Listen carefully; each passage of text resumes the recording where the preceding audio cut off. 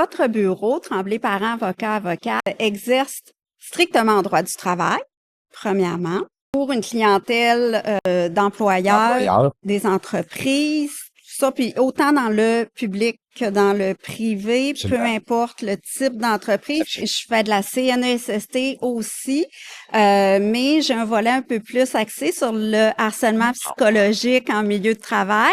J'ai une formation en médiation en milieu de travail, mais également comme enquêtrice en matière de harcèlement psychologique en milieu de travail. La loi sur la santé et sécurité du travail a introduit une définition de violence à caractère sexuel qui n'est pas la même que celle du harcèlement sexuel. Donc, on peut être en contexte de violence à caractère sexuel maintenant sans être en contexte de harcèlement sexuel. La nuance, elle est extrêmement mince. Par exemple, quelqu'un qui va se plaindre de commentaires à connotation sexuelle de la part d'un collègue, mettons. OK. Il n'y a même pas besoin de parler, hein? Non. Un regard. Un regard. Avant qu'il y ait la définition stricte de violence à caractère sexuel, c'est le genre de choses qu'on allait regarder sous l'angle de la définition du harcèlement, mais qui répondait pas nécessairement aux critères stricts du harcèlement, parce qu'il y a 5 critères très stricts pour être du harcèlement. Conduite vexatoire,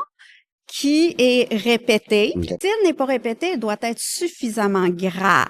C'est arrivé une fois, mais que c'est très grave. Une agression, on est dans quelque chose de très grave, donc on se pose pas la question si c'est arrivé souvent. Là. Pas besoin d'avoir le caractère répétitif. Non. Mais il faut le caractère que ce soit hostile et non désiré, ce que je disais tantôt, là, le fait que le malaise. Ça met quelqu'un mal à l'aise. L'impact sur l'intégrité de la personne. Elle se sent tellement mal. Elle va vraiment avoir un impact psychologique. Et elle sera pas bien dans son milieu de travail. On revient à, là, il y en a qui vont même penser à carrément quitter le milieu ou tomber malade.